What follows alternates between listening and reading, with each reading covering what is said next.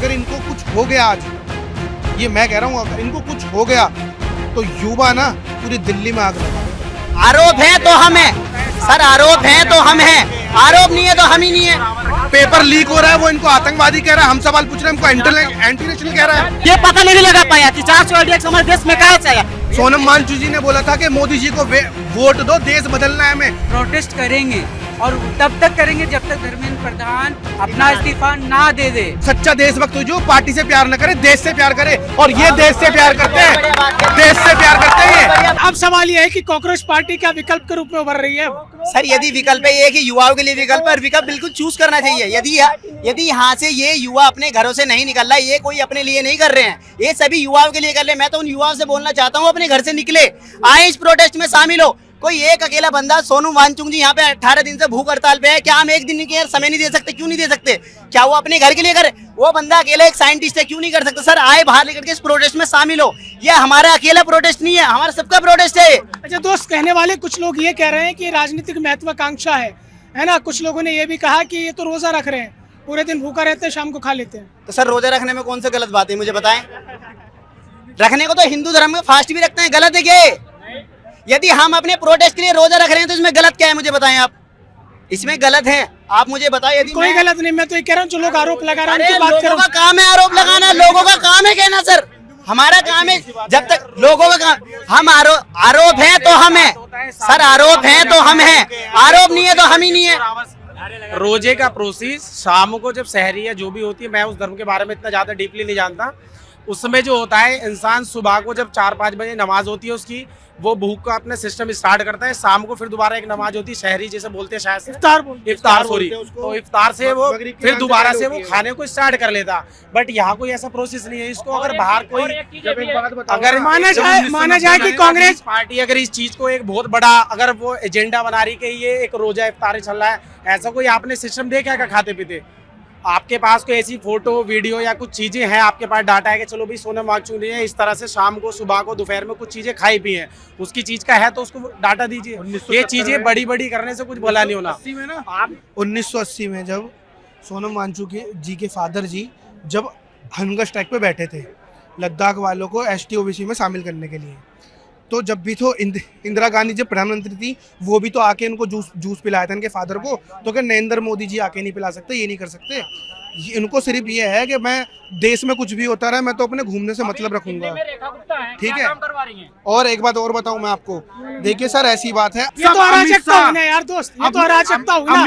संविधान में बात कहने का अधिकार है। देखिए मेरी बात सुनिए, संविधान की आप बात करते हो ना, तो कौन सुन रहा है यहाँ पे? पेपर लीक हो रहा है, वो इनको आतंकवादी कह रहा है, हम सवाल पूछ रहे हैं, हमको एंटी नेशनल कह रहा है। संविधान खत्म हो चुका है, अब संविधान खत्म। जिस संविधान की आप बात कर रहे हो, सरकार उस संविधान को मान रही है। अगर वो संविधान को मानती तो ये जो सोनम वांगचुक है वो 20 दिन से ये आज नहीं रहता इनकी स्थिति। क्या आपने सोचा है कि बीजेपी संविधान के ऊपर चला है? वो तो भीमराव अम्बेडकर को भी आतंकवादी बता रहे हैं। बीजेपी के जितने भी मेंबर है, बीजेपी के जितने भी नेता है, वो सब सोनम वांगचुक का आतंकवादी बता रही है। बोल रहे हैं कि दिल्ली का आम आदमी पार्टी से इनका संपर्क है, पता नहीं क्या क्या जोड़े जा रहे हैं। तमाम आरोप लगा रहे हैं। आतंकवादी नहीं, इनको आतंकवादी बता रहे हैं। आप एक मिनट 2014 में लद्दाख के मंच पे सोनम वांगचुक जी ने बोला था कि मोदी जी को वोट दो, देश बदलना है हमें। तो ये बंदा जब तुम्हारे लिए अच्छा हो गया, आज तुम्हारी गलती निकाल रहा है, तो क्या कहते हैं ये बुरा हो गया? सच्चा देशभक्त जो पार्टी से प्यार न करे, देश से प्यार करे, और ये देश से प्यार करते हैं, देश से प्यार करते हैं। ये मैं बता रहा हूँ आपको। व्यक्ति की जरूरत नहीं है। सवाल करोगे बीजेपी से, आप भी आतंकवादी हो, इस बात बता दे रहा हूँ। आप भी हो जाओगे आतंकवादी अगर आप भी सवाल करोगे तो। और ये सरकार जो चल रही है, अनपढ़ों की सरकार है, वो शिक्षा की बात नहीं करेगी। इस देश में कोई पढ़ाएंगे तो सवाल करेंगे। इस देश में कोई भी अगर कोई भी आवाज उठा रहा है, उसका डायरेक्ट लिंक अगर आतंकवादी से कर दिया जा रहा है, चाइना से कर दिया जा रहा है, पाकिस्तान से कर दिया जा रहा है। इस देश में इतना आतंकवादी हमला हुआ, सोनम वांगचुक को बोल दिया जा रहा है कि चाइना से इनका फंडिंग आ रहा है, जिसके कारण ये यहाँ पे भूख हड़ताल किया है। ठीक है, कल से ये ग्राउंड रिपोर्टिंग है। लेकिन मैं ये बोलना चाहता हूँ कि यही देश में ना जाने कितना अटैक हुआ, ये क्यों नहीं लगाया? अभी पुलवामा जो अटैक हुआ था, पहलगाम अटैक हुआ, ये क्यों नहीं पता लगा कि वो जो RDX आया था हमारे देश में, वो क्यों नहीं? ये पता नहीं लगा पाया कि 400 RDX हमारे देश में कहाँ से आया। अच्छा एक सवाल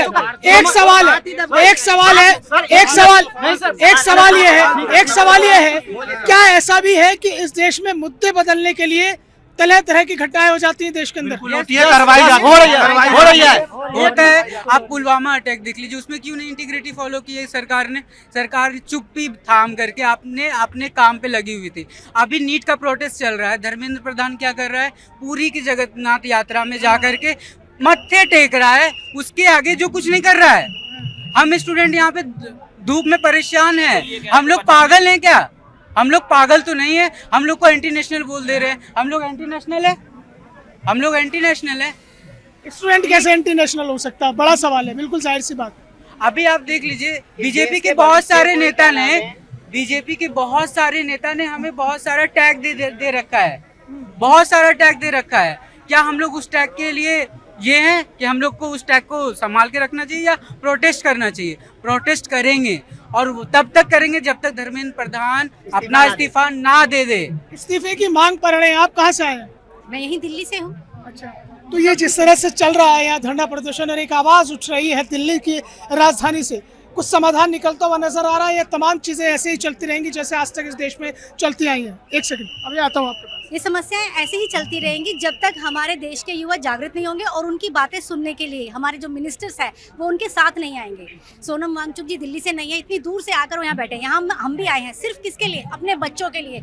आज वो बैठे तो हमारे बच्चों के लिए बैठे हैं। हमारा भी फर्ज बनता है हम अपने घर को छोड़कर उनके साथ आए। सोशल मीडिया पर भी उन्हें घेरने की बड़ी तैयारी चल रही है सोनम जी को। हाँ जी बिल्कुल, पर सोशल मीडिया से इतना नहीं पड़ेगा। ये सब साजिश रचाई जा रही है, लोगों को भ्रमित किया जा रहा है। लेकिन आप सभी लोगों से मेरी कोशिश है, गुजारिश है कि आप लोग यहाँ आएँ। सभी गृहिणियाँ जो घर में हैं वे लोग भी समय निकाल कर यहाँ आएँ, थोड़ा सा टाइम निकालें। वो इतनी दूर से आकर बैठे, वो हमारे बच्चों के लिए बैठे हैं। आज ही कुछ नहीं होगा, कल को हम ये सब फेस करेंगे। हमारे बच्चे भी आत्महत्या कर लेंगे। मैं एक टीचर हूँ, मेरे बच्चे स्टूडेंट्स में पढ़ रहे हैं, कल को उनके साथ भी दिक्कतें आएंगी। तो हमारा फर्ज बनता है कि हम भी जाएं, उनको साथ दें। देखिए, बिल्कुल जाहिर सी बात है, यही एक बड़ा सवाल है जैसे वो सवाल उठा रही है। बीएनएस से रिलेटेड मैं कुछ कहना चाहूँगा। कितने लोग हैं यहाँ पे जिनको पता हो BNS 226 का मतलब क्या है? BNS 226 कहता है कि कोई भी गतिविधि रोकेगा सरकार का अपना धरना प्रदर्शन या भूख हड़ताल करके, यदि वो मर जाता है तो ये चीज़ अपराध है। और इसी की वजह से क्या सरकार हमें एंटी नेशनल कह रही है? BNS आपने तो अन्ना हजारे के बाद ये लॉ बना करके सेक्शन में डाल करके अपने आप को तो सेव कर लिया कि कोई भी प्रोटेस्ट करेगा तो वो एक एंटी नेशनल बन जाएगा। ये आपकी रणनीति थी। ये बोलते कि 70 साल से उन्होंने चोरी करी, देश में कुछ नहीं करा, देश को लूटा, देश को बेच दिया और 70 तरह की भ्रामक अफवाहें फैलाई। उस पार्टी ने अब से सन 2013 में जब हमारे अन्ना हजारे जी इस अनशन पे बैठे थे तो केवल और केवल 11 दिन के अंदर उनका अनशन को तोड़वा दिया गया था। क्या ये उस पार्टी से भी नीच पार्टी है? ये भी नहीं देखती आज 18 दिन हो चुके हैं। क्या ये सरकार 11 दिन से 18, ये सरकार इतना नहीं देखती आज 18 दिन हो चुके हैं। अरे रही सोशल सर, ये आपकी बहुत बड़ी रिस्पॉन्सिबिलिटी है, आप इसको दिखाएं। मोदी जी यहाँ तो चल के नहीं आएंगे, पर मोदी जी कम से कम ये सोशल मीडिया पे देखे तो युवा कितना परेशान है। आज गर्मी का टेम्परेचर देखो, लोगों को खाने को नहीं है, सुबह से अपने निकल के आगे क्या ना प्रोटेस्ट के लिए किस लिए आए हैं? हमें इंसाफ मिले, वो चीज़ हमें नहीं मिल पाएगी तो हमारा फायदा क्या है? सरकार क्या ये चीज़ नहीं देखती कि हम देश का भविष्य नहीं है इसका? क्या हम देश के नागरिक नहीं है? ये हमारा देश नहीं है? आपने भी एग्जाम वगैरह दिया? कोई पेपर लीक हुआ क्या? No, yes. I am preparing for SSC and so I am saying कि धर्मेंद्र प्रधान जी प्लीज़ इस्तीफा दीजिए आप, क्योंकि हमें बहुत परेशानी हो रही है। मिडिल क्लास फैमिली से आते हैं, अगर हम बार बार हम किताब लेने के लिए सोचते हैं कि हमें कहाँ से पैसे फैमिली से नहीं मांग सकते, क्योंकि पता हमारी फैमिली अच्छी कंडीशन नहीं है आर्थिक।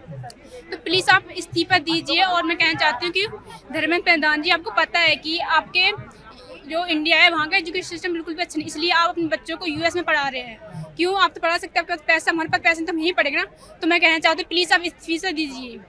देखिए, बहुत बड़ा सवाल उठाया है कि देश की शिक्षा प्रणाली पर सवाल है सीधा सीधा कि अगर देश की प्रणाली सही है तो तमाम जो नेता हैं, जो बड़े मंत्री हैं, उनके बच्चे आखिरकार विदेशों में क्यों पढ़ रहे हैं? ये भी एक अपने आप में एक बहुत बड़ा सवाल है। वो तमाम व्यवस्थाएं हैं जिन पर सवाल उठ रहे हैं। फिजाओं में तैरती हुई कई ऐसी कहानियां हैं जो जंतर मंतर से निकलकर सामने आ रही हैं, और अब जो युवा है वो पूरी तरह से तैयार हो चुका है आर पार की लड़ाई के लिए। आपको ये हमारी चर्चा कैसी लगी? कमेंट बॉक्स में कमेंट करके ज़रूर बताइएगा। बाकी देश और दुनिया की तमाम छोटी बड़ी खबरों के लिए आप बने रहिए लीडिंग भारत टीवी के साथ। और फिलहाल वीडियो जर्नलिस्ट नमन कुशवाहा के साथ मुझे मोहसिन खान को दीजिए इजाज़त। नमस्कार।